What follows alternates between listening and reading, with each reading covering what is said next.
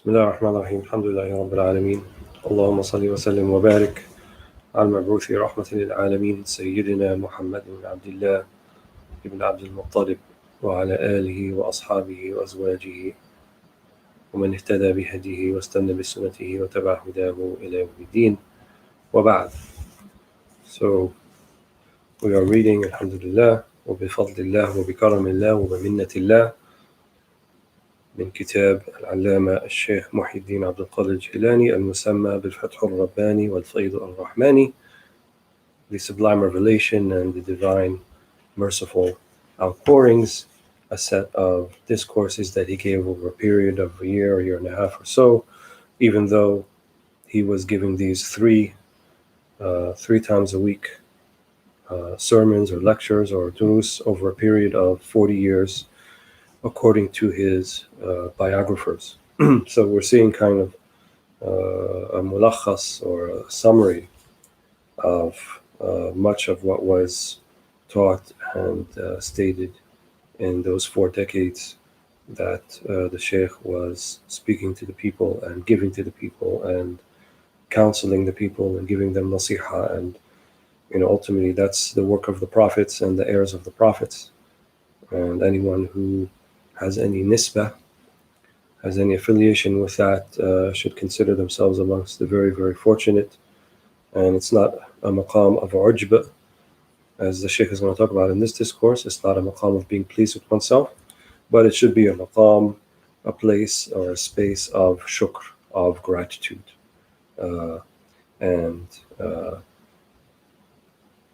True gratitude is not knowing how to even properly show gratitude, like the gratitude of the Prophet ﷺ when he said very profoundly, لا نحصي ثناء عليك أنت كما أثنيت على نفسك. We cannot possibly thank you properly.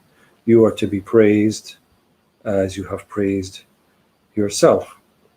Or like the thanks or the gratitude of David alayhi salam, when he spoke to God and he said, every time I praise you and I thank you, then I realize that my actual praise of you is something I should be thankful for.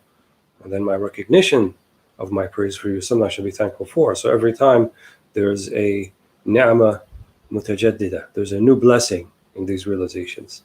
So how can I properly praise you, Allah? And Allah subhanahu wa ta'ala responds back to him, Al-an shakartani ya Dawood. Now you have praised me.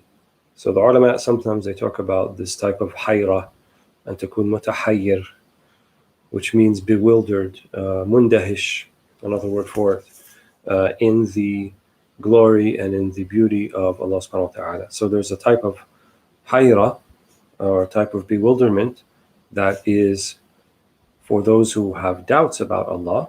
That's not the one that we're talking about. That type of hayra is one that will lead you down a very dark path.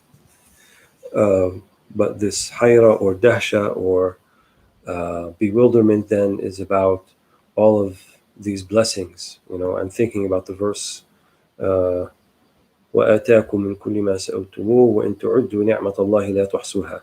And he has given you from all that you have asked, and if you were to try to count or enumerate your blessings, you would not be able to.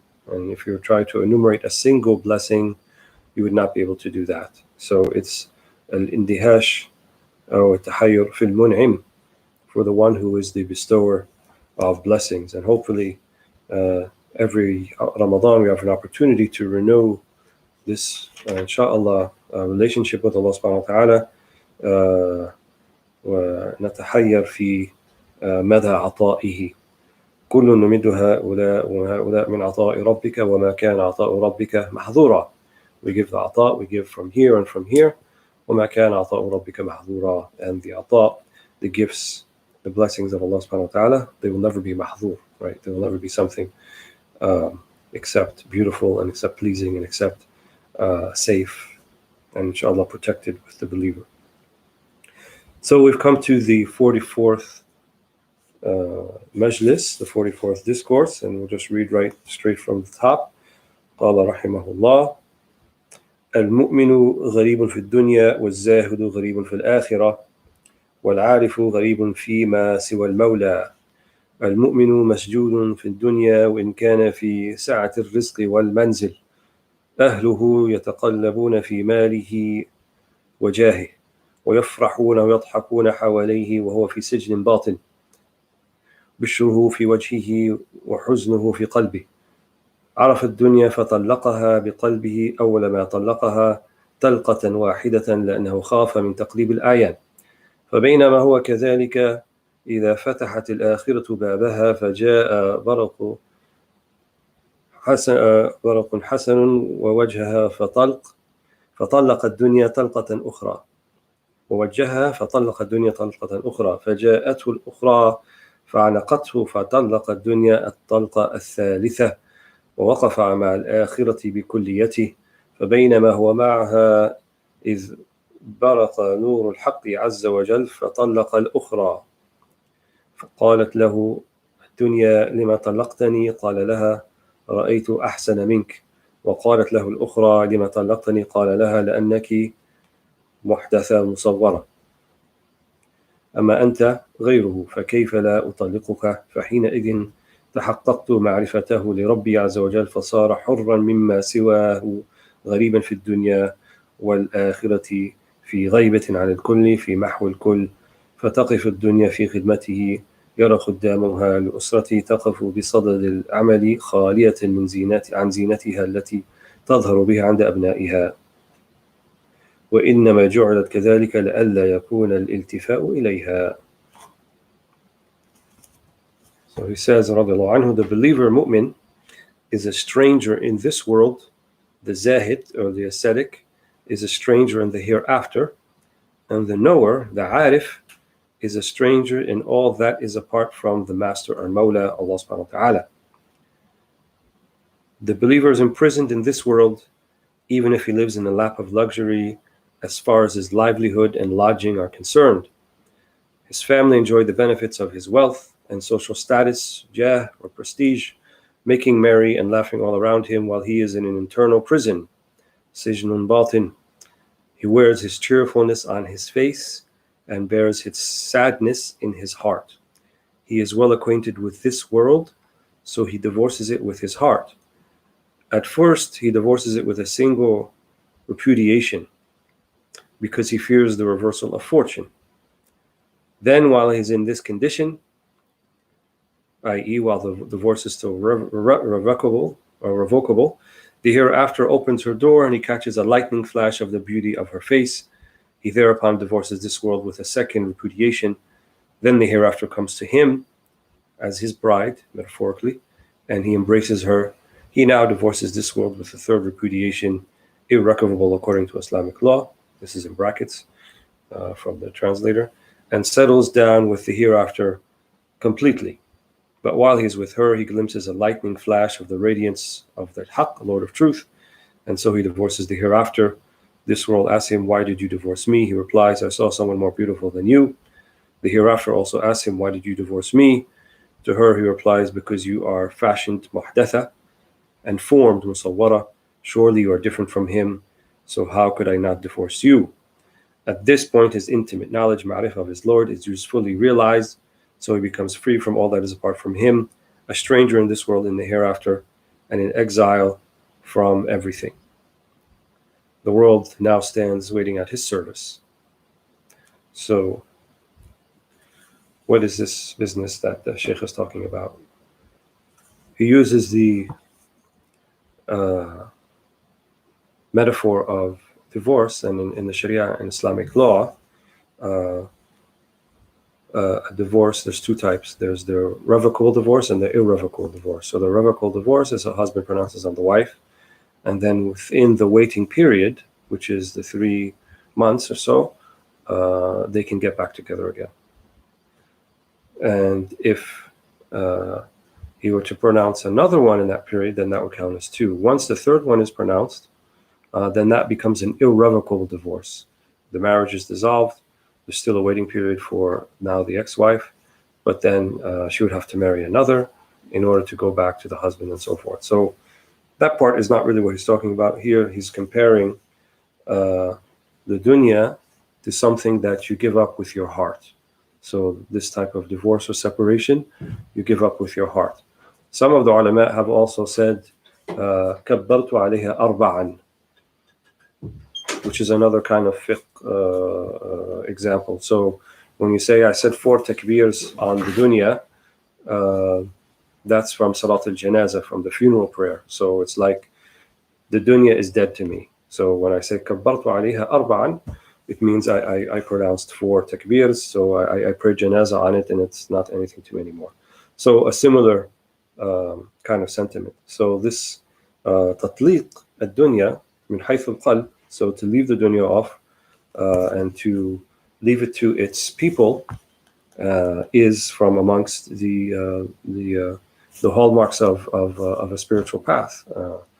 And notice that he said in the beginning, he can be in a lap of luxury and he can have it in his hand, in her hand. The dunya could be there, and one's relatives and friends may be enjoying it and so forth. And that's perfectly fine, but not to be attached to it.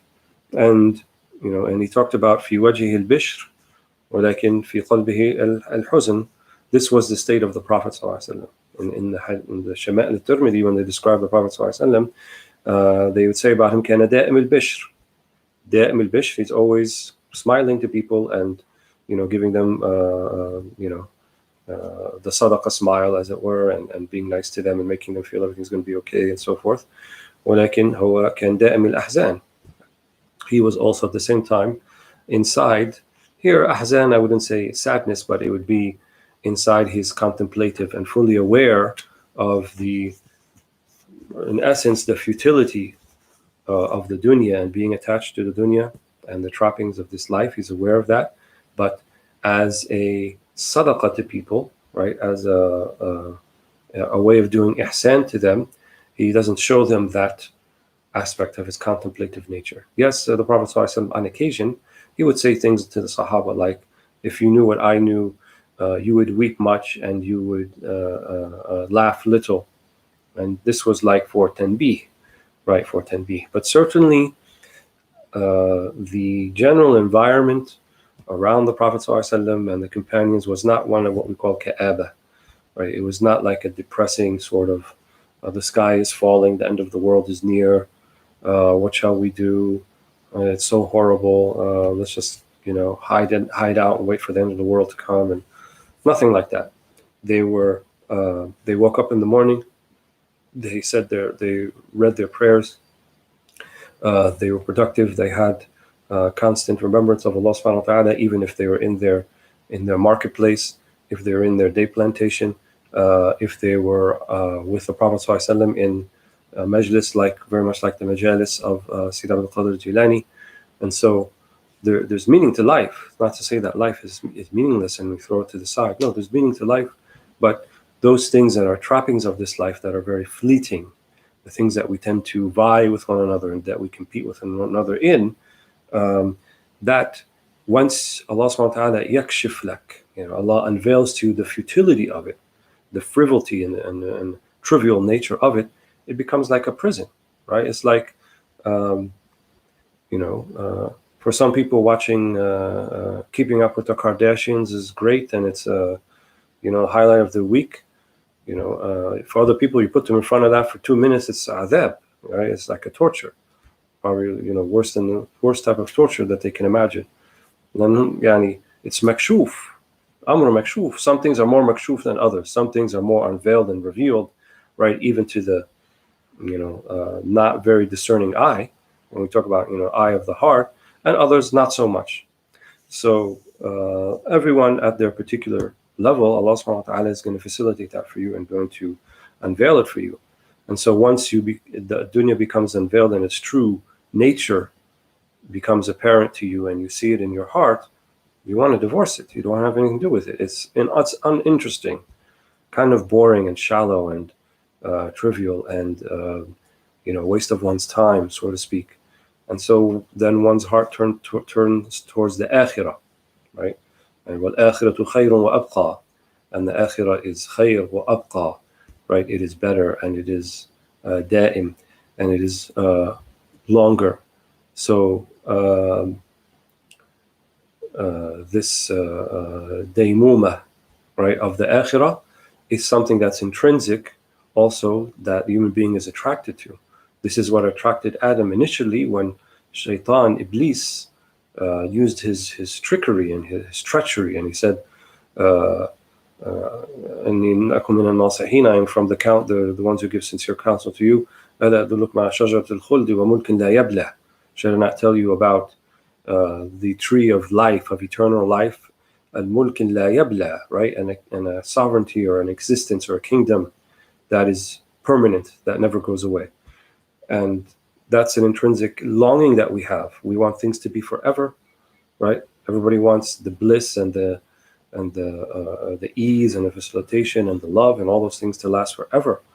And so the dunya is that, the akhirah, afwan, is that. And so the akhirah then becomes makshuf, and you see that, يعني رأي العين, like with عين القلب, you see it with the eye of the heart. But then if Allah subhanahu wa ta'ala takes you beyond that, right, and reveals to you and unveils to you also that the dunya, afwan, the akhirah, I keep saying dunya, that the akhirah is actually also makhluk, right? It's also a created thing. And yes, it has been made for the believers, and yes, as a gift to them, and it is a indication of Allah's favor upon you and His rida and His being pleased with you. Yes, definitely.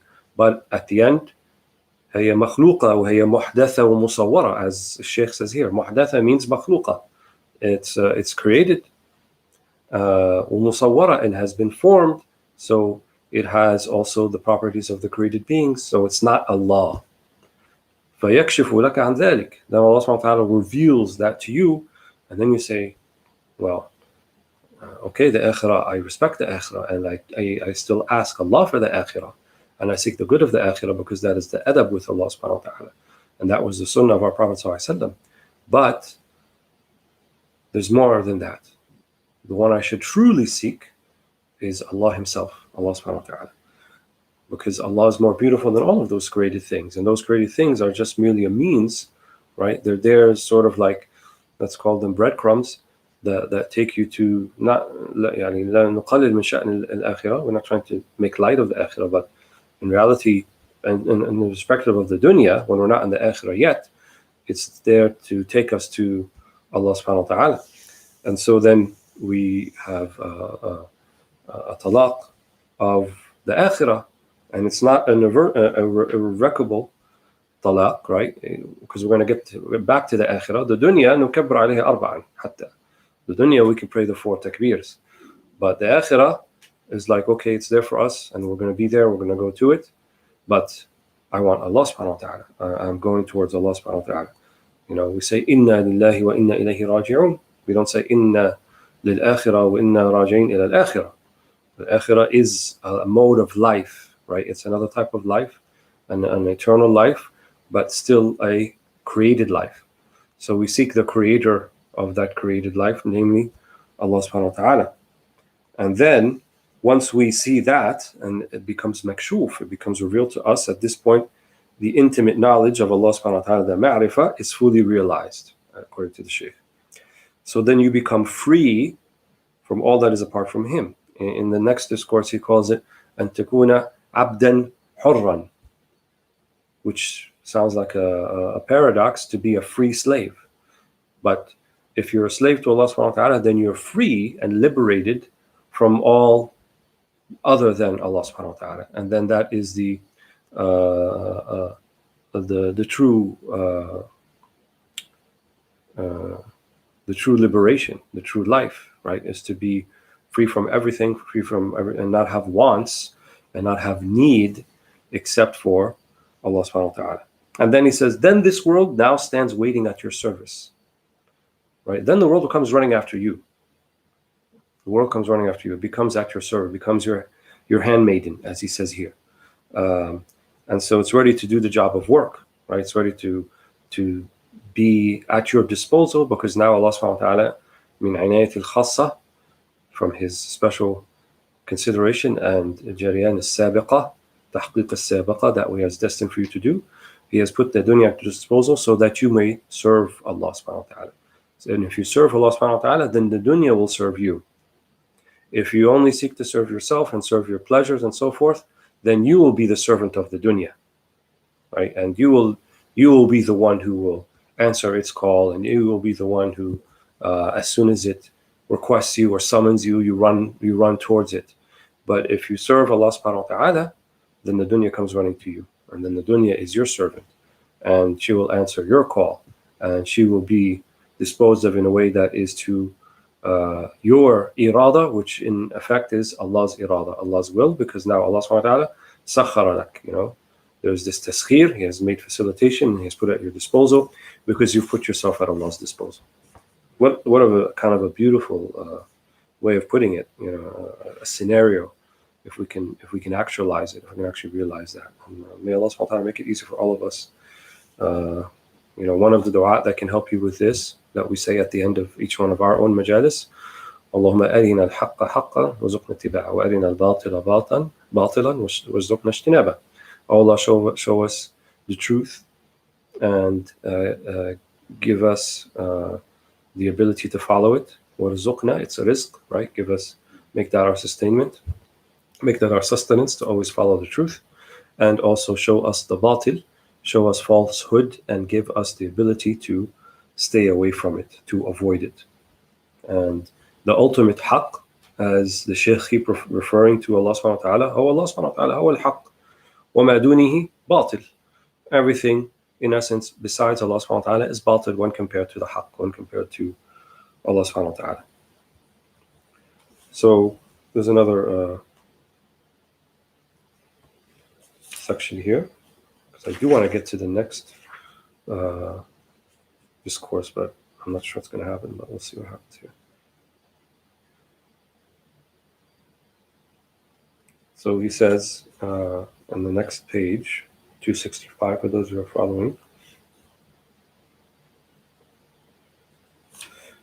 لا راحة لمؤمن من دون لقاء ربه قال صلى الله عليه وسلم إذا خرب ما بينك وبين الخلق وعمر ما بينك وبينه فقد اختار لك فلا تكره خيرته من صبر مع الحق عز وجل رأى عجائب من ألطافه من صبر على الفقر جاءه الغنى أكثر ما جعل النبوة في الرعاة والولاية في الموالي والغرباء كلما ذل العبد له أعزه كلما تواضع له رفعه كلما ذل العبد له أعزه كلما تواضع له رفعه هو المعز والمذل الرافع والواضع الموفق والمسهل لولاه ما عرفناه يا معجبين بأعمالهم ما أجهلكم لولا توفيقه ما صليتم وصمتم وصبرتم أنتم في مقام شكر لا في مقام العجب أكثر العباد معجبون بعبادتهم وأعمالهم طالبون للحمد والثناء من الخلق راغبون في إقبال الدنيا وأربابها عليهم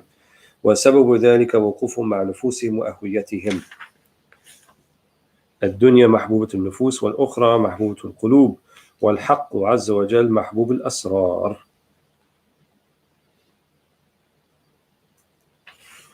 He says, Allah said, there is no rest for the believer, short, page 265, the hadith in the middle. There is no rest for the believer short of meeting his Lord.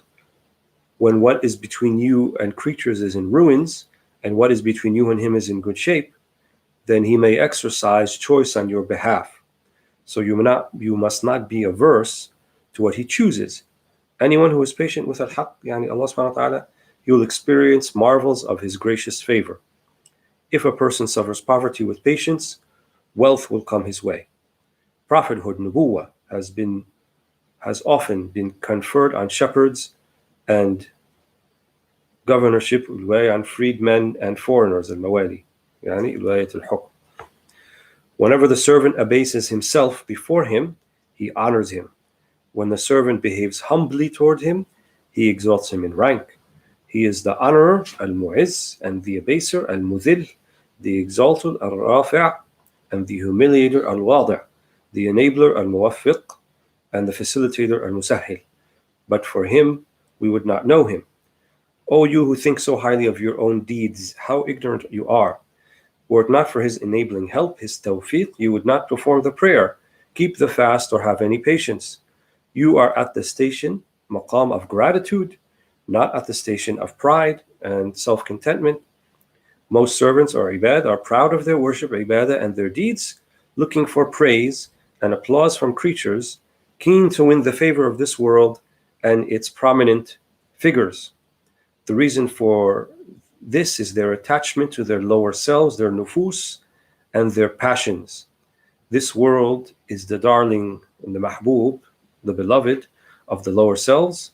The hereafter is the beloved of hearts, al-qulub, and the Lord of Truth, al-Haq Azza wa Jal, He is the beloved of al-Asrar, the innermost sins, that which is the most sanctified part of your existence and is the most sanctified part of your spirit, this sir that we have talked about repeatedly, that is the direct link and connection between you and Allah subhanahu wa ta'ala.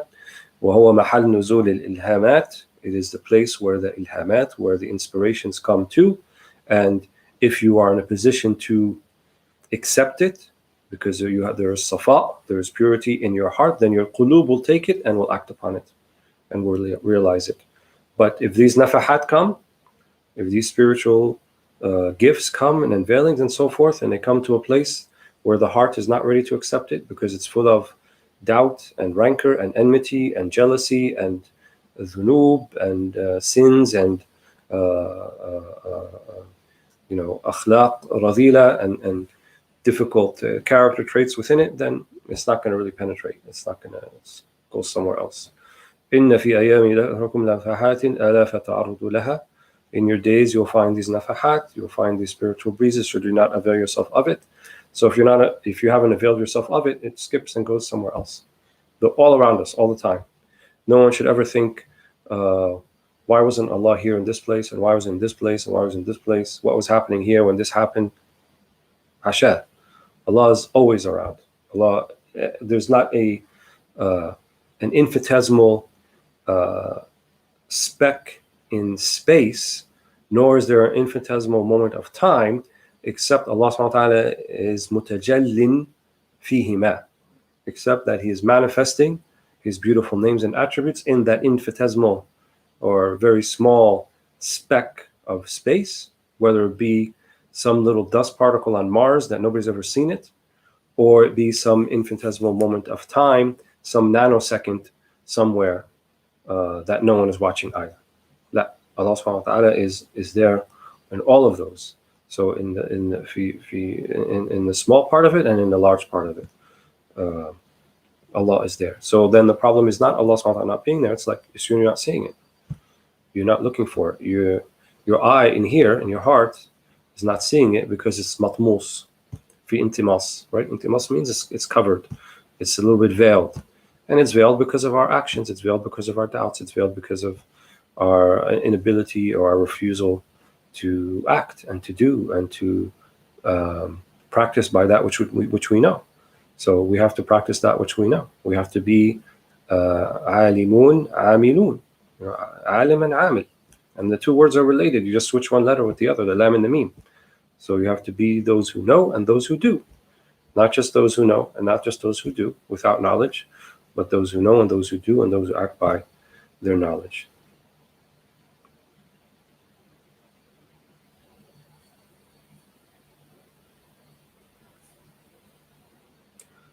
So the next section also is important that I want to read,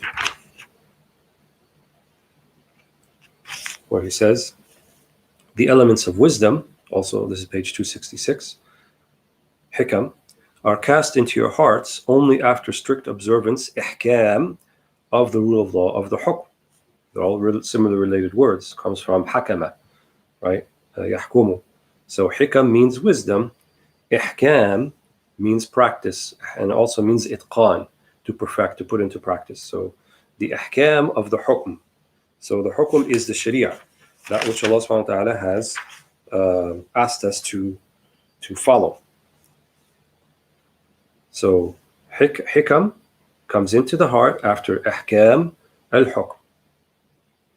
Al-hikam ma ahkam al-hukm. Should memorize that. So hikam, wisdom, comes after strict observance of the hukm, because the rule of law is the basis of this affair. If a person claims to have any part in it, in the absence of strict observance of the rule of law, he must be lying, because every fact that is not attested to by the Sharia constitutes zandaqa, right? Which is outside of Islam. He says you're atheism, which is probably more like ilhad, or zandaqa would be, I would say heresy, maybe is a better word. Fly to the Lord of Truth, Azza wa Jal, on the wings of the book and the Sunnah, Quran was Sunnah. Enter his presence with your hand in the hand of the Messenger of Allah, sallallahu alaihi wasallam. Take him as your wazir, right, as your minister, and your teacher, your muallim. Let his hand beautify you, groom you, and introduce you to him. He is the governor, the hakim of Bayt al-Arwah, the abode of spirits, the educator of seekers, the expert, the Jahbad of the Sawt, the prince of the righteous, Amir al-Salihin, the distributor of the ahwal, or the states, and the maqamat amongst them, because Al-Haqq Azza wa Jal has delegated this task to him. What did the Prophet ﷺ say about himself? إنما أنا القاسم والله هو المعطي. I am the Qasim, and he is the Mu'ti. Right? I am the one who distributes, but Allah subhanahu wa ta'ala is the one who gives, who truly gives. But Allah subhanahu wa ta'ala sought to make the affair easier for us, and closer, and more tangible. And few are the people who can have sort of this direct relationship with Allah subhanahu wa ta'ala. In fact, our relationship to Allah subhanahu wa ta'ala is via our relationship with our Prophet Muhammad sallallahu alaihi wasallam. And so he is the exemplar. He shows us how to do it. And his heirs show us how to do it. His inheritors, those who took from his irth, from his tariqah, from his estate of wisdom and of spirituality and of ma'ani, of meanings and of knowledge. This is the inheritance of the Prophet ﷺ that has been continually inherited from one generation to the next, continually transmitted from one generation to the next. And this irth of Muhammad ﷺ, it's not anybody who makes a claim, or anybody has a YouTube channel and talks about Islam and in a way that's kind of charismatic. And we're talking about something very special here. We're talking about people who took this from the hearts of those who took it from the hearts of those all the way back to the Prophet ﷺ. This is a transmitted faith. This is a transmitted religion. This is a transmitted tradition. And it has still been preserved because Allah subhanahu wa ta'ala said about it himself, إِنَّا نَحْنُ نَزَّلْنَا الذِّكْرَ وَإِنَّا لَهُ لَحَافِظُونَ. We have sent down the dhikr, we have sent down the remembrance, and we will be the ones to preserve it. And as we've said in previous sessions, he has chosen certain routes, points of access, if you will, how it's going to be preserved. And we mentioned about the 4 schools of law in fiqh. We talked about the main 2 schools in theology, and then all of the spiritual paths that are legitimate and have been legitimized via their teachers, whether it be the Shadhili or the Qadiri or the Naqshbandi or the Alawi or the Shishti or what have you. All of those also have their proper practitioners, and they are routes to avail oneself of this very special inheritance of the Prophet ﷺ. So here, let the Prophet ﷺ put your hand in his hand. In other words, the Prophet ﷺ is our guide. The Quran, were not for the Prophet ﷺ, we wouldn't have it. The Sunnah, obviously, is how the Prophet ﷺ imbibed the Quran. كَانَ خُلُقُهُ الْقُرْآنِ. His character was the Quran. And so we have to take that as our guide, and we have to take the Sunnah as our guide. And the one who showed us how to take those things as our guide is the Prophet Muhammad sallallahu alaihi wasallam. So one last section here, because we're just out of time, by rather quickly. Page 268.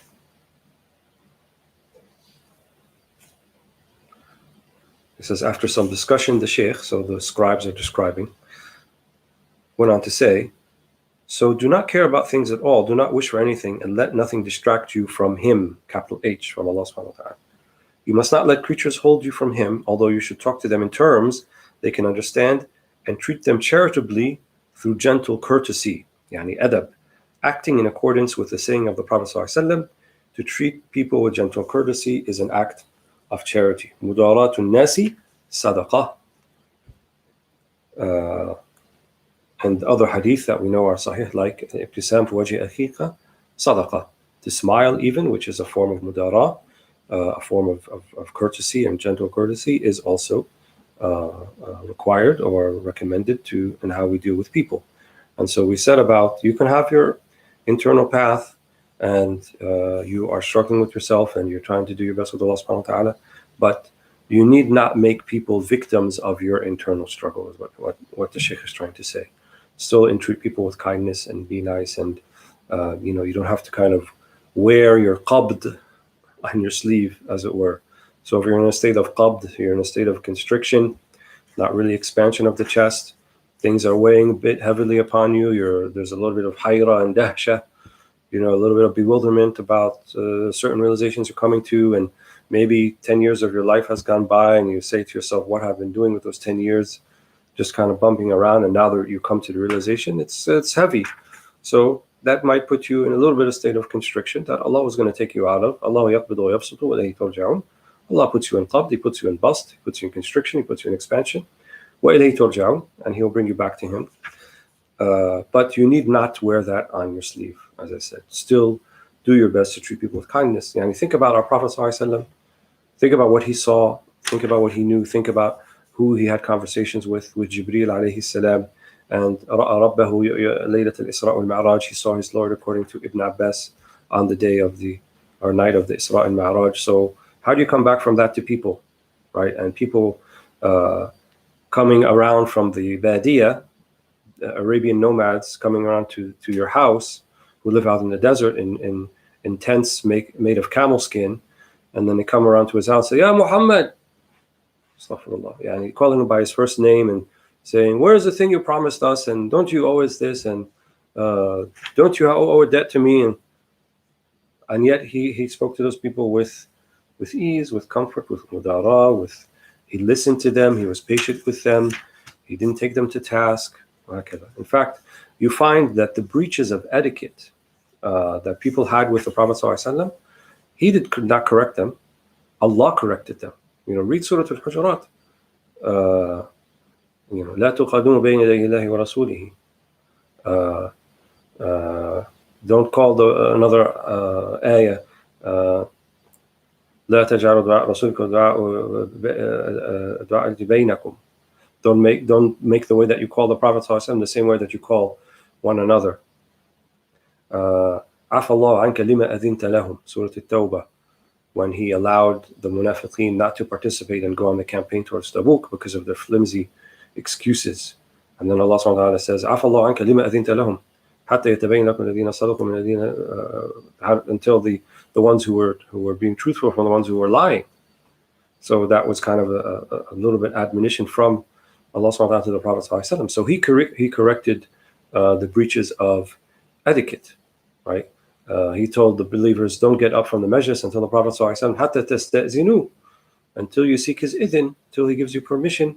And also when the majlis is finished, don't sit around مُسْتَأْنِسِينَ لِحَدِيث, right? Leave and let the Prophet retire to his family and his other needs and so forth. So the breaches of etiquette, Allah subhanahu wa ta'ala showed us how to do it. But the Prophet ﷺ was so humble, so merciful with everybody.